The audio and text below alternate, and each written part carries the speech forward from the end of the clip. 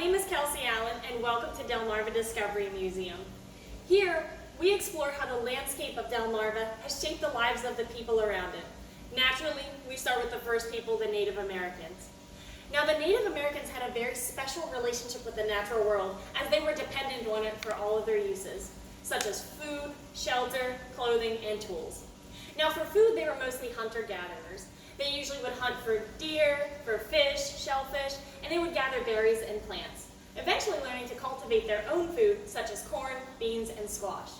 For shelter, they constructed wigwams, using items such as sinew, saplings, bark, and wood. For clothing, they used the hides of the animals they would hunt, such as deer, and for tools, they would use materials around them, such as antlers, stone, and wood. To survive and thrive, they required a vast knowledge of the natural world around them, such as what resources were useful and when and where to find them. Here at the museum, we have several exhibits exploring how they use the natural world around them. Let's take a look. This is a kind of dwelling that the Native Americans would make, known as a wigwam. It's actually derived from the Algonquin word meaning their house.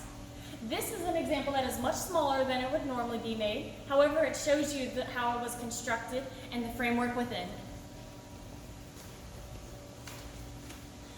Now, the framework was made from saplings that have been bent over in a dome shape and secured with cords made from plant fibers or sinew.